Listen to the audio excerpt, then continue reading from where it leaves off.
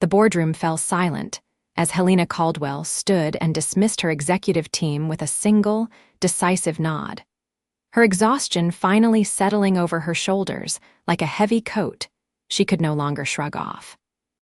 She had spent 14 hours reviewing acquisition proposals, and the fluorescent lights above had begun to feel like tiny daggers piercing through her skull. At 32, she ran one of the fastest-growing tech companies in Seattle, but success came with a price she paid in sleepless nights and meals eaten standing at her desk. Her assistant had left hours ago, reminding her gently that humans needed rest, but Helena had waved her off, promising to leave soon. That had been 3 hours ago. Now, walking through the empty parking garage toward her Tesla, Helena felt the peculiar loneliness that accompanied her most nights. She had everything she had worked for since graduating from Stanford at 23, the corner office, the 7-figure salary, the respect of her peers. But driving home to her pristine downtown apartment filled with designer furniture and an empty refrigerator felt hollow tonight, more so than usual. On impulse, she turned left instead of right out of the garage, steering toward the city's historic district.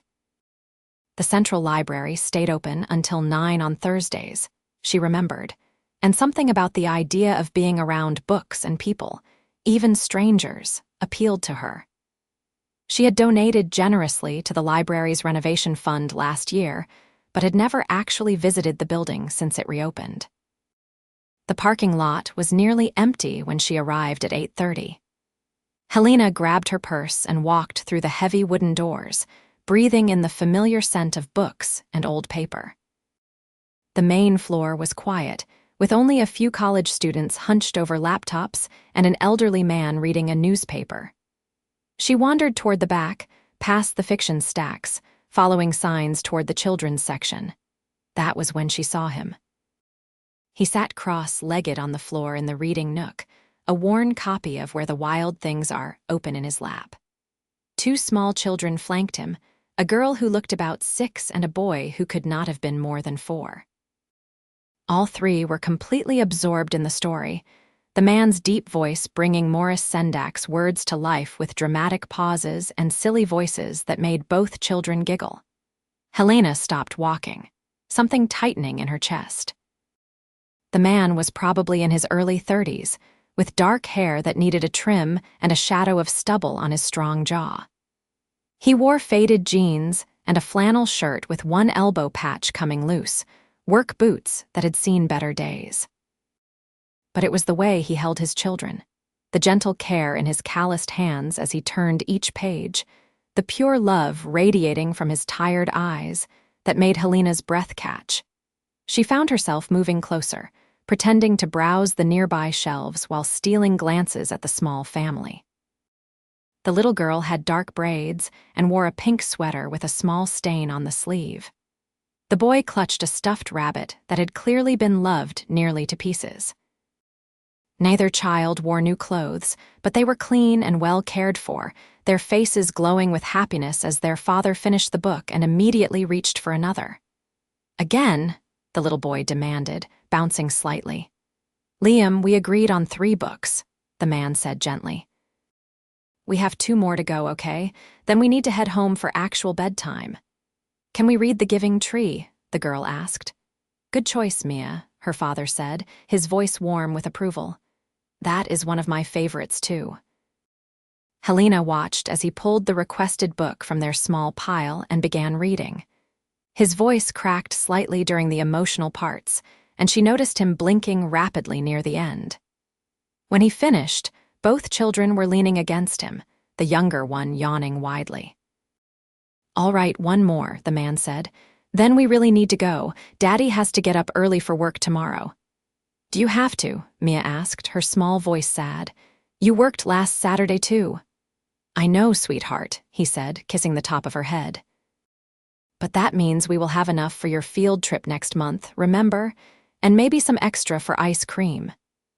Helena felt something crack open in her chest, a feeling she could not quite name. She watched as he read the final book, then helped both children into their light jackets, zipping them carefully despite the mild evening. He checked their backpacks, returned the library books to the return bin, and took each child's hand in his. She followed them out to the parking lot, staying back, not quite ready to let this moment end. She watched as he buckled both children into car seats in an old Honda sedan that had rust around the wheel wells and a cracked taillight. He was careful and methodical, checking each buckle twice, kissing each child's forehead before closing the doors. Helena stood beside her Tesla, keys in hand, as the Honda pulled away. She could not explain what had just happened to her, why watching a stranger read to his children had affected her so profoundly. She had never been particularly interested in kids or family life, too focused on building her empire. But something about that man's gentle strength, his obvious devotion despite what appeared to be financial struggles, had reached past all her carefully constructed walls. She got in her car and drove home, but she could not stop thinking about them. That night, lying in her king-sized bed in her silent apartment, Helena made a decision. She would go back to the library next Thursday, just to see if they were there again. Just to understand this strange pull she felt. The week dragged by in a blur of meetings and conference calls. Helena found her thoughts drifting at odd moments, remembering the man's voice as he read, the way his children had looked at him with such complete trust and adoration. She tried to focus on the product launch scheduled for next quarter, on the investors who needed reassuring, but Thursday could not come fast enough. When the evening finally arrived, Helena left work at 7, ignoring her assistant's surprised expression. She drove to the library with her heart beating faster than it should, feeling ridiculous and excited in equal measure. What was she even doing? This was absurd. She was Helena Caldwell, CEO of Caldwell Technologies. She did not chase strange men to libraries.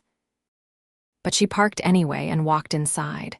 The children's section was empty when she first arrived, and disappointment settled heavy in her stomach. She browsed the shelves, picking up books at random, checking her watch every few minutes. Maybe they only came once a month. Maybe she had misunderstood. Maybe, Daddy, can we sit in the same spot as last time? Helena's head snapped up. The little girl, Mia, was pulling her father toward the reading nook, her brother trailing behind with his stuffed rabbit. Sure thing, princess, the man said, settling down in the same cross-legged position. Tonight he wore a different flannel shirt, equally worn, and jeans with a patch on one knee. Helena's hands trembled slightly as she moved to the nearby shelves again. She pulled out a book on childhood development, flipping through it without seeing the words, all her attention focused on the scene 10 feet away.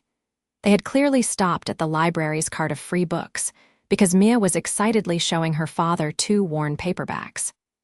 Can we keep these? Can we read them tonight? Absolutely, he said, examining the books. These are great finds. Good eye, Mia. I found one too. Liam held up a board book about trucks. Excellent choice, buddy. Why do not we start with yours? Helena listened as he began reading, once again struck by the warmth and patience in his voice. He never rushed, never seemed irritated by Liam's constant questions or Mia's interruptions to point out details in the pictures. He was completely present with them, giving them his full attention in a way that made Helena ache with something she could not name. That is a beautiful thing you do. The words were out before Helena realized she had spoken. The man looked up, surprise evident in his hazel eyes. Up close, she could see flecks of gold in them and the fine lines around them that spoke of someone who smiled often despite hardship. I am sorry, he said. Helena felt heat rising in her cheeks. I apologize. I did not mean to intrude. I saw you last week too, reading with your children.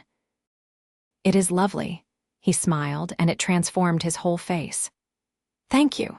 It is our Thursday tradition. We live in a small apartment, and sometimes the walls close in on us. The library gives us space and unlimited books, which is pretty much paradise for this crew. I am Mia, the little girl announced. I am 6 3/4. That is Liam. He is 4 but acts like a baby sometimes. I am not a baby, Liam protested.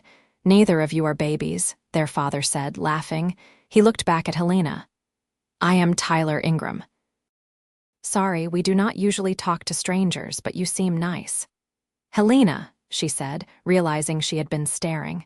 Helena Caldwell, and I am the one who should apologize for interrupting your reading time. No worries. Would you like to sit? We have plenty of room, and we are just getting started.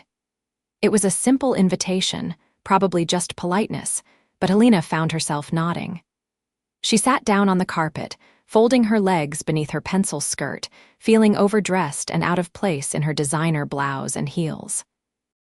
But Tyler just smiled and went back to reading, and gradually, Helena felt herself relaxing. She stayed for all 3 books.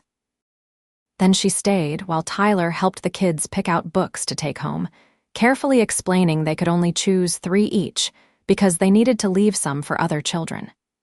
She stayed while he helped them with their jackets and backpacks. It was nice meeting you, Helena, Tyler said as they prepared to leave.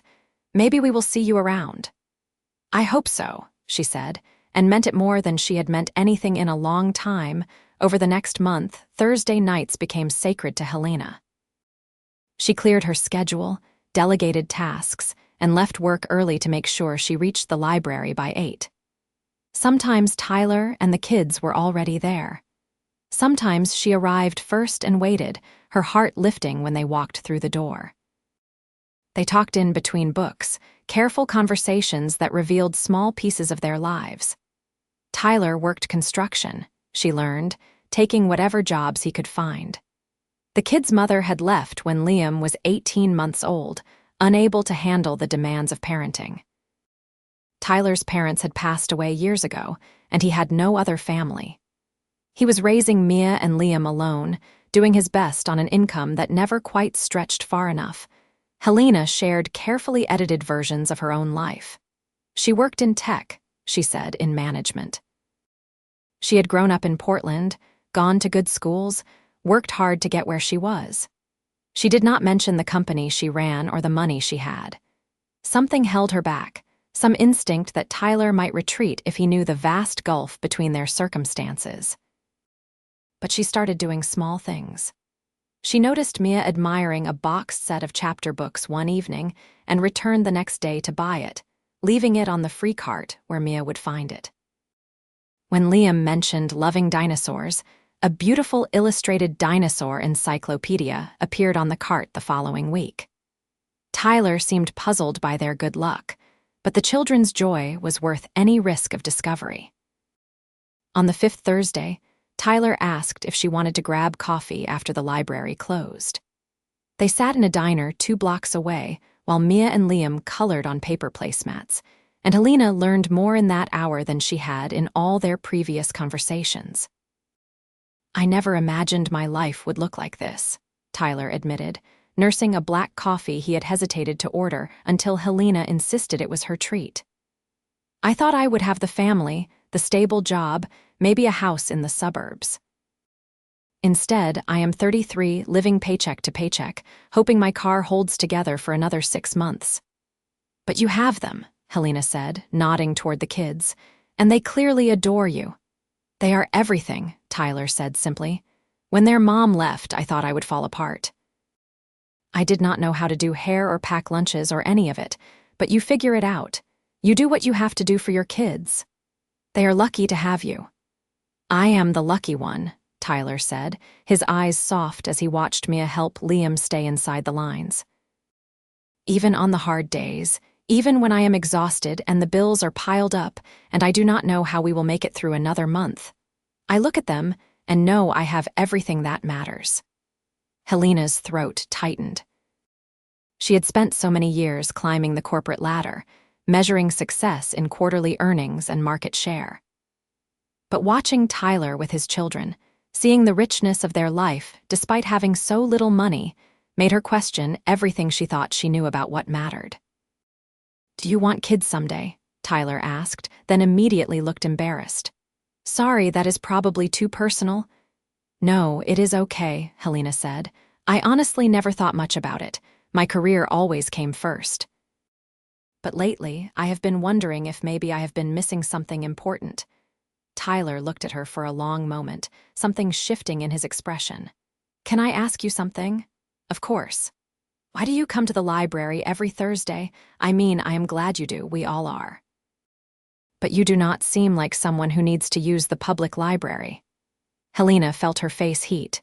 Is it that obvious? Your clothes probably cost more than I make in a month, Tyler said gently. Not that I am judging.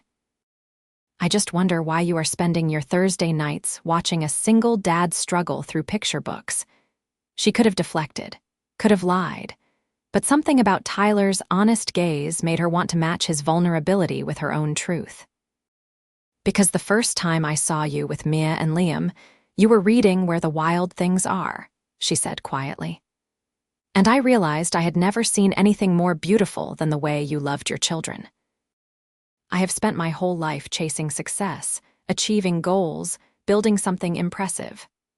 But in that moment, watching you, I realized I had never built anything that mattered as much as what you have with them, and I wanted to understand it, to be close to it. To maybe figure out what I have been missing.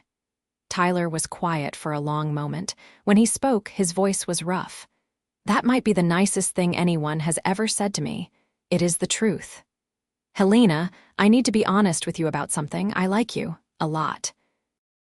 More than I probably should, given that we have only known each other a month. But I have nothing to offer you. I live in a 2-bedroom apartment that is too small. I work long hours for not enough pay. My life is complicated and messy and full of chicken nuggets and cartoon marathons and never having enough time or money. You deserve better than that. Helena's heart hammered in her chest. What if I think what you have is better than what I have? What if I think a man who reads bedtime stories to his children and works himself to exhaustion to give them a good life is the most attractive thing I have ever seen? Then you might be a little crazy, Tyler said, but he was smiling. But I kind of hope you are. They sat in that diner until it closed, talking about everything and nothing, while Mia and Liam eventually dozed in their booth. Tyler carried Liam to the car while Helena walked with Mia, the little girl's hand tucked trustingly in hers. Standing in the parking lot, Tyler shifted Liam to one arm and reached out to touch Helena's face gently. Can I see you again, outside the library? I would really like that, Helena whispered. Their first real date was the following Saturday. Tyler could not afford a babysitter, he admitted, so Helena suggested a picnic in the park where the kids could play. She showed up with a basket full of sandwiches and fruit and cookies, trying not to notice Tyler's expression when he saw the expensive organic food she had bought without thinking. But the afternoon was perfect. They spread a blanket under a huge oak tree while Mia and Liam ran around the playground. Helena and Tyler talked for hours, the conversation flowing easily, naturally. He made her laugh with stories about construction site mishaps. She found herself opening up about the pressure of her job, the loneliness that came with success, though she still held back the full truth. When Liam scraped his knee, Helena surprised herself by scooping him up and cleaning the wound with the first aid kit she had thought to pack. She kissed the bandage like she had seen Tyler do, and Liam threw his arms around her neck, making her heart squeeze painfully. You are a natural, Tyler said quietly, watching her with Liam. I have never done this before, Helena admitted. Any of this, but it feels right. As the sun began to set, they walked back to the parking lot together. Tyler buckled the kids into their car seats, then turned to Helena. Thank you for today, for giving us this. I know it is not the glamorous Saturday you probably usually have. This was the best Saturday I have had in years, Helena said honestly. Maybe ever. Tyler stepped closer, and Helena's breath caught. Can I kiss you? She nodded, not trusting her voice. When his lips touched hers, gentle and questioning, something clicked into place. This was what had been missing. This connection, this feeling of coming home to something she had not known she was searching for. They stood there in the parking lot, foreheads touching, until Mia yelled out the car window that she was hungry. They both laughed, the spell breaking but not the magic of the moment. Over the next few weeks, Helena and Tyler saw each other whenever they could. She learned to navigate around his work schedule and the kids' needs, finding joy in the constraints rather than frustration. They had coffee dates while the kids were in school. They texted throughout the day, silly messages that made Helena smile during board meetings. On Thursdays, the library remained their special place, a reminder of where it all started. But Helena knew she was living on borrowed time. The secret of her real identity hung over her like a storm cloud. Every time Tyler mentioned struggling with a bill or worrying about the cost of something, she felt the weight of her deception. She wanted to help, to fix everything for him, but she knew he was too proud to accept charity. And she was terrified that when he learned the truth, he would think that was all she was offering.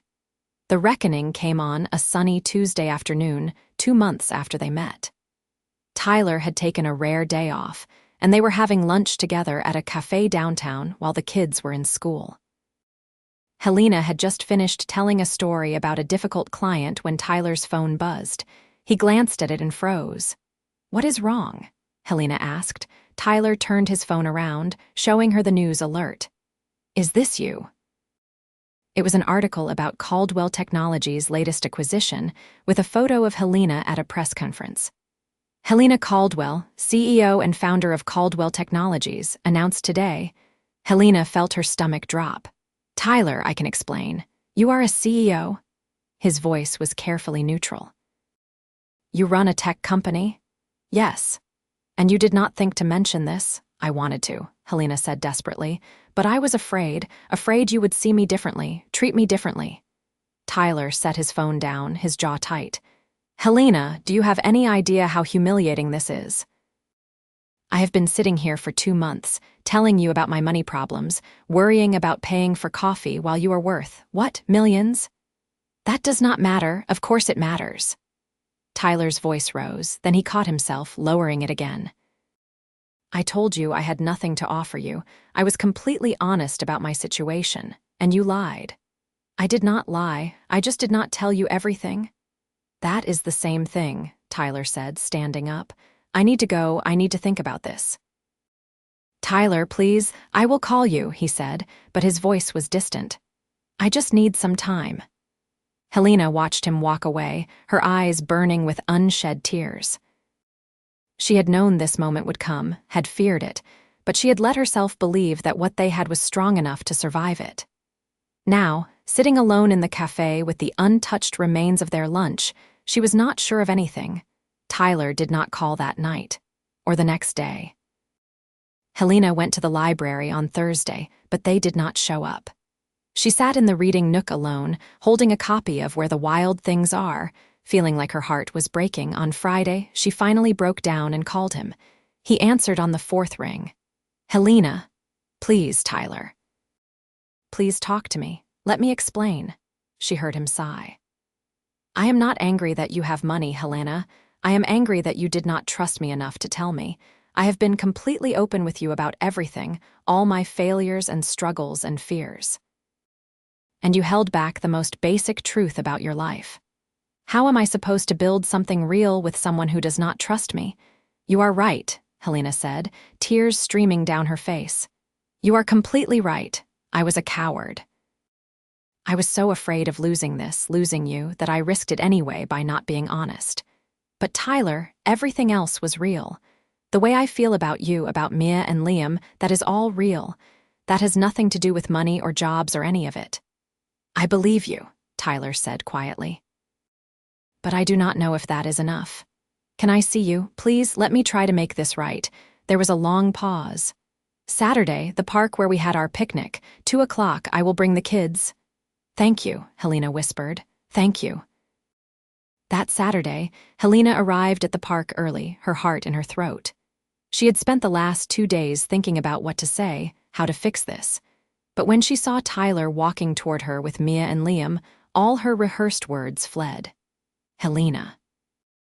Liam ran toward her, and she caught him in a hug, breathing in his little boy scent of grape juice and playground dirt. "We missed you on Thursday," Mia said, wrapping her arms around Helena's waist. "Daddy said you were busy with work." "I missed you too," Helena said, her voice thick. So much. Tyler stood a few feet away, his expression guarded. Kids, why do not you go play for a bit? Helena and I need to talk. They ran off toward the swings, and Helena and Tyler sat on the bench, careful space between them. I am sorry, Helena said. I am so sorry. You are right that I should have told you from the beginning who I was. I was afraid, but that is not an excuse. You deserved honesty, and I did not give it to you. Tyler was quiet for a moment, watching his children play. I have been thinking a lot this week about why this upset me so much. And I realized it is not really about the money. It is about the fact that I have felt so inadequate since we started dating, like I was not good enough for you, and finding out you are this successful CEO just confirmed all those fears. Tyler, no, let me finish, he said gently. But then I realized something else. You did not have to spend your Thursday nights at the library. You did not have to have picnics in the park or learn about dinosaurs and princesses. You chose to be with us, even though we have nothing to offer compared to your life. And that has to mean something, right? It means everything, Helena said. Tyler, I have built a successful company. I have money and power and respect, but none of it made me happy. None of it made me feel the way I feel when I am reading books with Liam, or braiding Mia's hair, or just talking to you. You have given me something I did not even know I was missing. A reason to leave work on time, something to look forward to. A feeling of purpose that has nothing to do with profit margins and market share. Tyler reached over and took her hand. I want to make this work, Helena. I really do, but I need you to understand something. I cannot let you take care of us financially. I know you probably want to help, and I appreciate that, but I need to be able to provide for my kids. It is important to me. I understand, Helena said, and I respect that. I am not looking to be your savior, Tyler. I am just looking to be part of your life, in whatever way you will have me. What about your life? Tyler asked. You are a CEO. You have responsibilities, long hours, important work. How does a relationship with a guy who cannot afford fancy restaurants and has kids who need to be in bed by 8 fit into that? I will make it fit, Helena said firmly. I have spent 10 years putting my company first. Maybe it is time I put something else first for a change. Someone else. Tyler pulled her close, and Helena melted into him, breathing in his familiar scent of sawdust and soap. Okay, he said. Okay, let us try this. But we do it honestly from now on.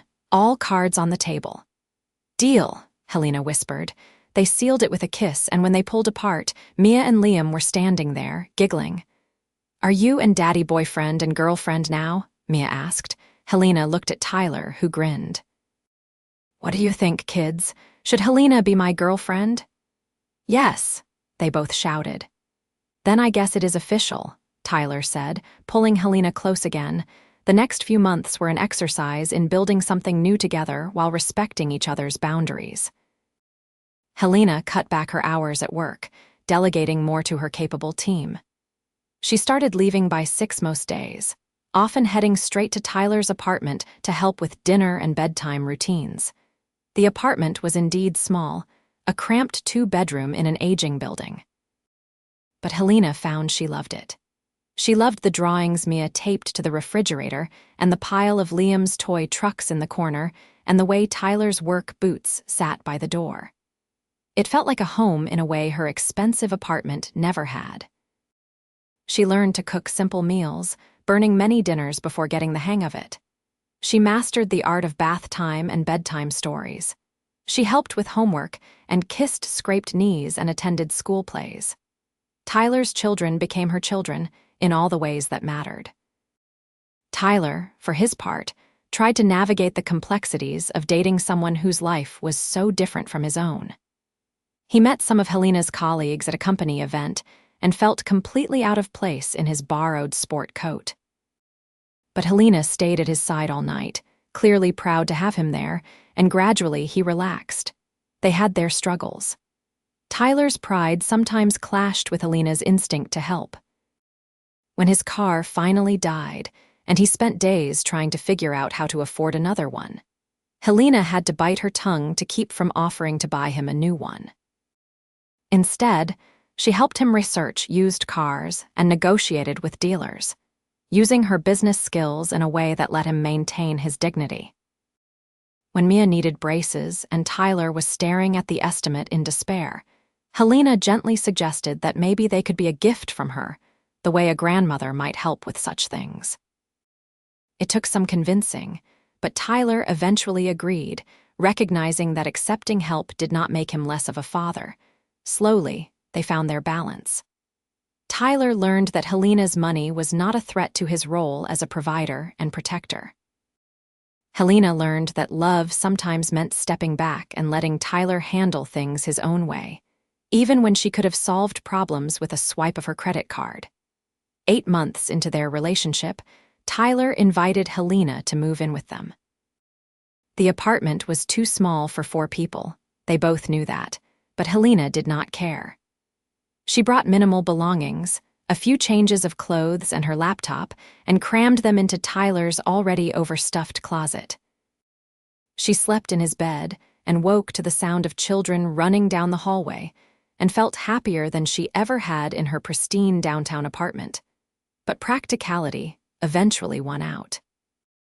One night, after they had both tripped over toy trucks for the 3rd time and Liam had woken crying because Mia was reading with a flashlight in their shared room, Tyler brought it up.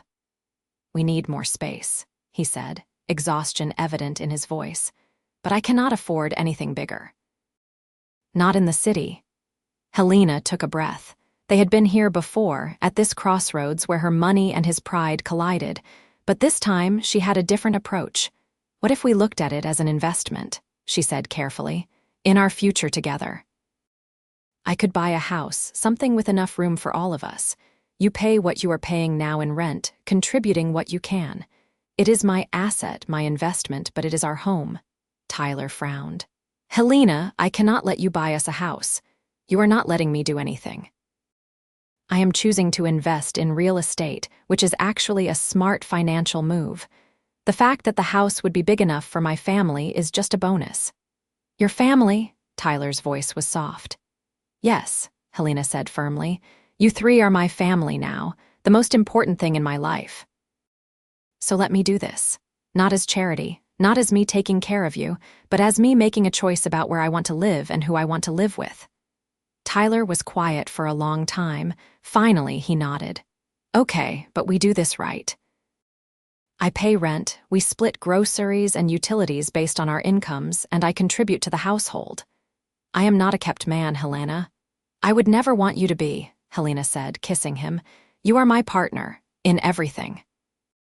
They found a house in a good school district, a 4-bedroom craftsman with a big backyard and a porch perfect for reading on summer evenings. Mia and Liam each got their own room, decorated exactly how they wanted. There was a home office for Helena and a workshop in the garage for Tyler. The kitchen was big enough for family dinners, and the living room had space for everyone to spread out. Moving day was chaos. Mia and Liam ran through the empty rooms, their voices echoing, claiming spaces and making plans. Tyler carried boxes with the help of some friends from his construction crew. Helena directed traffic, her organizational skills honed by years of managing teams put to domestic use. That night, after the kids were asleep in their new rooms and the mountain of boxes seemed insurmountable, Tyler and Helena sat on the porch swing, exhausted and happy. "I never thought I would have something like this," Tyler said, looking out at their yard. "A real home. Space for my kids to grow, a future that feels stable. We built it together," Helena said. "This is as much yours as mine." "I love you," Tyler said, turning to face her. "I do not think I have said that enough, but I love you, Helena, more than I thought I could love anyone besides my kids." "I love you too," Helena whispered. "You changed my whole life. You showed me what really matters." They sat there in the swing, wrapped in each other's arms, and Helena felt a peace she had never known. This was success. This was winning. Not the corner office or the 7-figure salary, but this moment, this man, this family. A year later, Tyler proposed on a Thursday night at the library. They had continued their tradition, even after moving to the new house, still spending every Thursday evening in the reading nook. This time, after finishing Where the Wild Things Are, Tyler pulled out a small velvet box. "Helena Caldwell," he said, his voice shaking slightly, "you walked into our lives when I did not even know we needed you. You love my children like they are your own. You make me want to be better, do better, dream bigger. Will you marry me?" Helena was crying too hard to speak, so she just nodded. Liam and Mia, who had clearly been in on the secret, started cheering. The librarian shushed them but was smiling. The ring was simple, not the massive diamond someone of Helena's wealth might expect. But it had belonged to Tyler's grandmother, and he had saved for months to have it resized and cleaned. Helena loved it more than any expensive jewelry she owned. They planned a small wedding in the backyard of their home. Helena's business associates were surprised by the modest venue and the groom in his off-the-rack suit. But watching Helena walk down the makeshift aisle in a simple white dress, her face glowing as she looked at Tyler, no one could doubt this was exactly what she wanted.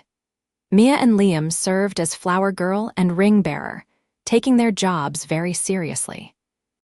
When the officiant asked if anyone objected, Liam loudly said, "I think it is a good idea," making everyone laugh.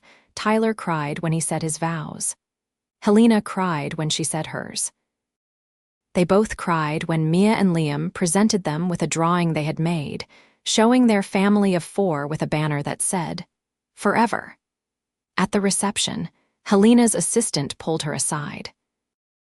"I have to admit, when you first started leaving early on Thursdays, I thought you were sick or having some kind of crisis. I never imagined you were falling in love."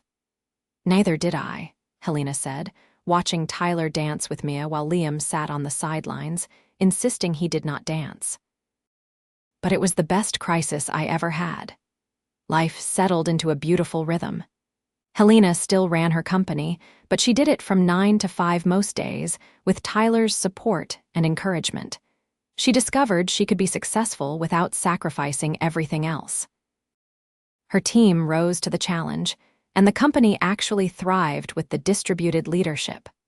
Tyler started his own small construction business, specializing in custom carpentry. Helena helped him with the business plan and initial financing as a loan, not a gift, which he insisted on paying back with interest. His work was beautiful, and word spread quickly. Soon he had more projects than he could handle. Mia and Liam flourished in their stable, loving home. Mia discovered a talent for writing and filled notebooks with stories. Liam became obsessed with building things, often helping Tyler in his workshop. Both of them called Helena Mom now, a transition that had happened naturally over time, and every time Helena heard it, her heart swelled. 2 years into their marriage, Helena discovered she was pregnant. She had thought she was too focused on her career to want children of her own, but holding that positive test, she felt nothing but joy. When she told Tyler, he lifted her up and spun her around, both of them laughing and crying. Mia and Liam were ecstatic about becoming big siblings. They helped paint the nursery and pick out baby clothes and argued good-naturedly about whether they wanted a brother or sister. When baby Emma arrived on a snowy December morning, she entered a world full of love. Her father cried when he held her for the first time. Her mother marveled at the tiny miracle they had created together. Her older siblings kissed her fuzzy head and promised to protect her always. Helena took 3 months of maternity leave, the first real break she had taken in her entire career. She spent those months in a sleep-deprived haze of feedings and diaper changes and endless love. Tyler got up with her every night, bringing her water and changing Emma while Helena nursed, the two of them working as a team the way they did with everything. When Helena went back to work, it was part-time at first, gradually building back to full-time over several months. Tyler rearranged his project schedule to be home more. They hired a nanny they both trusted, but made sure one of them was always home for dinner and bedtime. Thursday nights at the library continued, now with Emma sleeping in a carrier against Tyler's chest while he read to the older kids. The librarians knew them by name, smiled when they arrived, sometimes set aside new books they thought the family would enjoy. One Thursday, almost 4 years after that first night Helena had wandered into the library, she sat in their usual reading nook watching Tyler read, Where the Wild Things Are, to Emma, while Mia and Liam browsed the chapter book section. She thought about the woman she had been then, driven and successful but ultimately empty. She thought about how close she had come to missing all of this, too focused on quarterly reports to see what really mattered. Tyler caught her eye over Emma's head and smiled, that same warm smile that had captured her heart. She smiled back, feeling the weight of her wedding ring and the warmth of their family around her. After the library closed, they all piled into the SUV they had bought when Emma was born. The old Honda had finally been retired, sold to a teenager for his first car. They drove home through the city streets, Liam chattering about dinosaurs, Mia reading by the overhead light, Emma cooing happily in her car seat. At home, Tyler carried Emma inside while Helena helped Mia and Liam with their library books. They went through the bedtime routine they had perfected over years of practice. Baths, pajamas, teeth brushing, final drinks of water, and then the tucking in. Helena read to Mia while Tyler read to Liam, then they switched and did it again, making sure each child got time with each parent. Emma nursed and fell asleep in Helena's arms, and Helena put her gently in the crib in the nursery. Finally, after all 3 children were asleep, Helena and Tyler collapsed on the couch together. "Tired?" Tyler asked, pulling her close. "Exhausted," Helena admitted, "and happier than I have ever been." "Me too," Tyler said, kissing her forehead. "I was thinking today about that first night at the library. Do you ever wonder what would have happened if you had not come in that night?" "I try not to," Helena said, "because I cannot imagine my life without you, without all of this." "I love you," Tyler said. "Thank you for taking a chance on a struggling dad and his messy life." "Thank you for showing me what love really looks like," Helena replied. "What family really means. You gave me everything I did not know I was missing." They sat there in the quiet house, surrounded by the evidence of their life together. Toys in the corner and drawings on the refrigerator and family photos on the walls. It was not the life Helena had planned, not the success she had been chasing for so many years. But it was perfect in all the ways that mattered. Later, lying in bed with Tyler's arms around her, Helena thought about success and happiness and the difference between the two. She had learned that you could have all the money and power in the world and still feel empty. But you could also have a small apartment and struggling bank account and feel rich beyond measure. What made the difference was love. Simple, profound, everyday love. The kind of love that showed up in bedtime stories and family dinners and Thursday nights at the library. The kind of love Tyler had been giving his children all along, even when he thought he had nothing to offer. Helena had spent years building an empire. But in the end, the best thing she ever built was this family, this love, this life. And every Thursday night, when they went to the library and Tyler read Where the Wild Things Are in that same gentle voice, Helena was reminded of why she had fallen in love with him in the first place. Not because he needed saving, but because he had saved her. He had shown her what really mattered. He had given her a purpose beyond profit and success. He had given her a family, a home, a reason to leave work on time and slow down and appreciate the small moments that made up a life. Their story had started in a library, with a woman looking for something she could not name, and a man reading bedtime stories to his children. It had grown into something beautiful and lasting, proving that sometimes the best love stories are not about grand gestures or dramatic rescues, but about showing up, being present, and choosing each other every single day.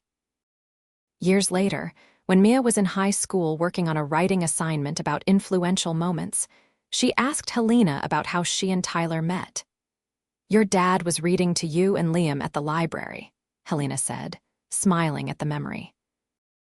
"And something about the way he loved you both, the way he made time for what mattered even when he was exhausted and struggling, it just captured my heart." I saw the man he was, and I knew I wanted to be part of your family."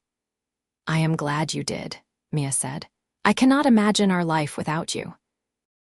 "Neither can I," Helena said, her eyes misty. "Neither can I." That evening, as had become tradition over the years, the whole family went to the library. Mia and Liam were older now, picking out their own books, but they still joined their parents and little Emma in the reading nook. Tyler pulled out Where the Wild Things Are, worn from years of reading, and began the familiar words. Helena looked around at her family, at the life they had built together, and felt overwhelmed with gratitude. She had everything she ever wanted, even though it looked nothing like what she had imagined. And it all started here, in this library, with a man who showed her that the richest life had nothing to do with money and everything to do with love. As Tyler's voice filled the reading nook, bringing Max's wild adventure to life one more time, Helena reached for his free hand and squeezed it. He squeezed back, his eyes meeting hers with all the love and understanding that had grown between them over the years. They had built something beautiful together. Not perfect, never perfect, but real and true and full of love. And every Thursday, sitting in that library reading nook, they were reminded of where it all began.